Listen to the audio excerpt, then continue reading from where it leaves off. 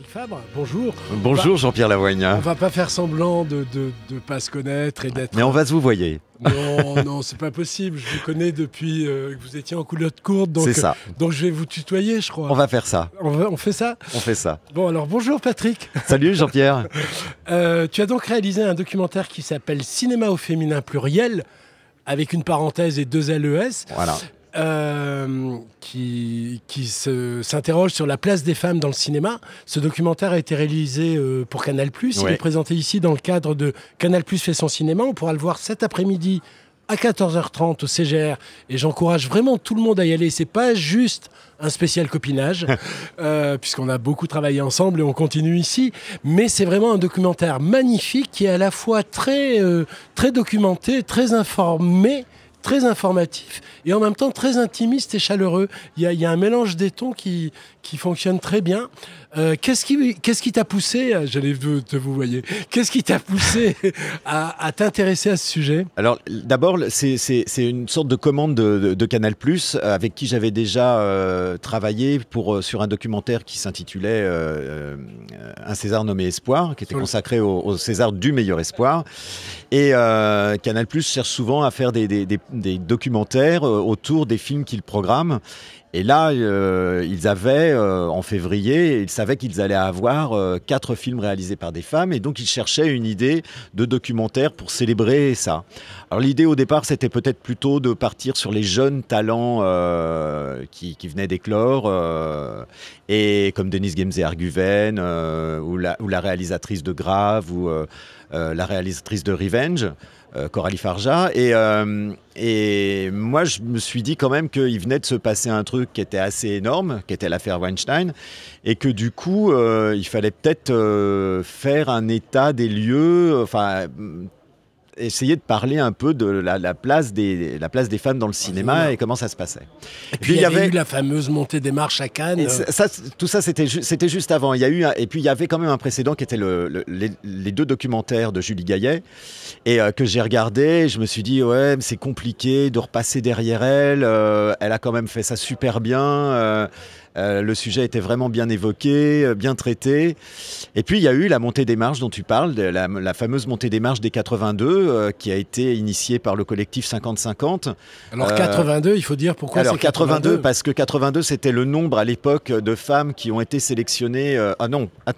de films réalisés par des femmes qui ont été sélectionnées en compétition dans le Festival de Cannes depuis la création. C'est-à-dire 70 ans avant, quoi. 70 ans avant, et contre 1600 et quelques hommes. Et je dis bien 82 films réalisés par des femmes, car sur ces 82 films, plusieurs ont été réalisés par une femme. Donc en fait, ça réduit à une cinquantaine de réalisatrices qui ont donc participé au festival. Et donc ce chiffre symbolique de 82 femmes, c'est 82 représentantes du métier, qu'elles soient réalisatrices, scénaristes, actrices, vendeuses de films, distributrices. Elles sont montées et elles ont donc revendiqué plus d'égalité, mais plus d'égalité à la fois dans parmi ceux qui dirigent les festivals, parmi ceux qui sélectionnent les films, mais aussi plus d'égalité dans les salaires, dans les répartitions des métiers, l'accès aux chefs de poste, etc. Et là, je me suis dit, on est passé de la constatation au mouvement. Et je me suis dit, là, ça redevient intéressant. Et j'avais un dernier problème qui était, je suis un homme. Et on n'arrête pas de dire que c'est les mecs qui prennent tous les jobs. Et ça la fout mal. Et je me suis dit, en même temps, le problème entre elles le connaissent. Elles n'ont pas besoin de se l'expliquer. Et si elles doivent l'expliquer à quelqu'un, c'est à un mec. Et peut-être que du coup, elles l'expliqueront de façon plus pédagogique. Oui. Et que du coup, ça s'adressera au plus grand nombre. Et donc, on a décidé de faire le film, soutenu par Canal dans cette initiative. Et je l'ai fait, on a tourné uniquement avec une équipe féminine. Et ce qui à la fois rassurait les intervenantes, et elles sont nombreuses, il y en a 25, et à la fois les épatait. Et il y avait un truc de... Ah ouais. Et cette espèce d'idée que le changement est possible, c'était très touchant à chaque fois de le voir dans leurs yeux et dans leurs sourires. Et ça m'a vraiment épaté. Et après, le film se veut un constat. C'est un état des lieux. C'est un état des lieux. Moi, je l'ai fait dans l'espoir qu'il y en ait d'autres de faits rapidement, parce que les choses auraient changé. Et déjà, il y a certains faits qui ont changé depuis, comme par exemple la tête du festival de Berlin, qui va devenir bicéphale. C'est déjà le cas, je crois, à Toronto. Angoulême, c'est le cas depuis la création. Et ce n'est toujours pas le cas à Venise ou à Cannes, Thierry Frémaux étant le leader dans la catégorie en termes de durée à la tête d'un festival. Voilà. Alors, le Festival de Cannes, comme tous les festivals d'ailleurs, à la suite de cette montée des marches, a signé une charte, là encore initiée par le collectif 50-50, et dans lequel il s'engage à faire certaines choses, donc justement à revoir la parité des instances dirigeantes, à fournir des chiffres sur le nombre de films présentés, qui est un film d'homme, un film réalisé par un homme et un film réalisé par une femme, ou des films réalisés par des tandems.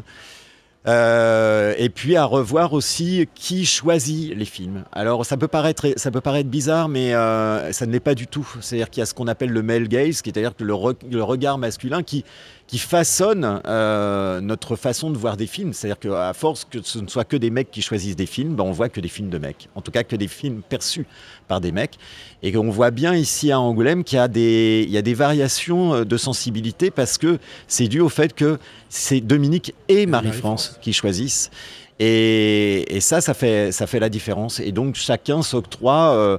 bon, d'accord, ok, tu l'aimes, allez, vas-y, prends-le. Et ça, c'est génial, parce que ça crée un programme qui est varié. Et cette variété, elle manque. Et c'est cette variété aussi qui permet après à plus de réalisatrices d'être sélectionnées, parce qu'il y a des films, il y en a quand même.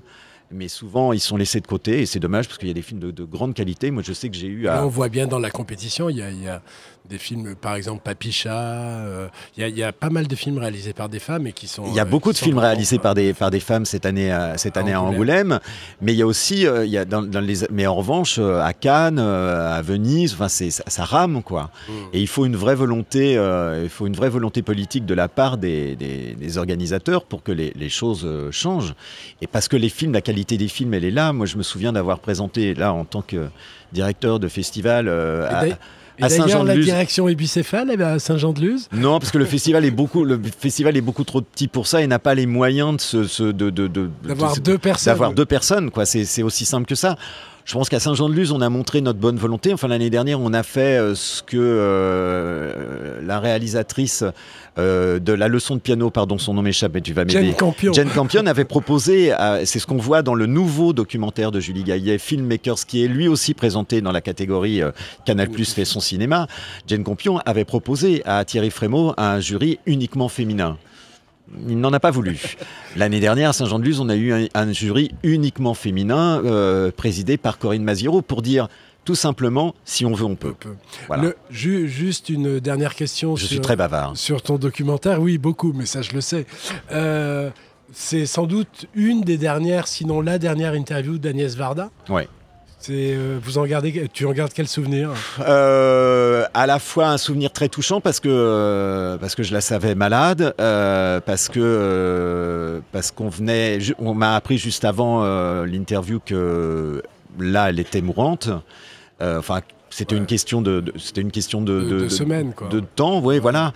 Mais de temps court, et que ce qui importait maintenant, c'était la qualité de sa vie sur ces derniers jours plutôt que de la prolongation. Donc c'est quand même, c'est un peu lourd au moment d'entrer, au moment de commencer à l'interviewer. Et puis Agnès, la force vitale et l'humour d'Agnès ont pris le dessus. Et donc elle m'a dit, alors qu'est-ce que tu veux ? Alors je lui dis, écoute, voilà, donc je lui raconte ce qu'on va faire.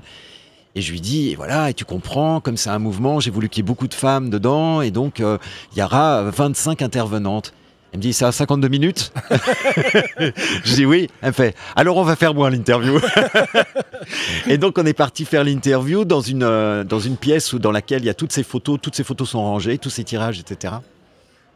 Et tout le monde, toute l'équipe était forcément très très émue, et dont ma chef opératrice Noémie Gillot, parce qu'elle avait tourné un bonus pour Chloé de 5 à 7, et c'est elle qui avait tenu la caméra derrière quelqu'un qui l'avait piloté en moto. Ils avaient fait le trajet et tout ça, et donc elle dit à Agnès... je ne sais pas si vous vous souvenez, mais c'est moi. Et Agnès était tellement touchée de la voir, de savoir que c'était elle. Et donc après, elle nous a dédicacé des DVD. Et elle en a dédicacé un à Noémie pour elle, elle en a dédicacé un pour moi, elle en a dédicacé un à mes filles. J'étais très touché de ça. Et elle était extraordinaire, et elle était, elle, la parité, c'est pas spécialement son truc. Elle, son truc, c'est le cinéma. Et c'est vrai qu'à l'arrivée, c'est ce qui devrait uniquement compter. Mais c'était une femme extraordinaire, et c'est une cinéaste extraordinaire. Et je pense qu'elle va continuer à influencer des générations à venir. Et c'est ça le plus beau.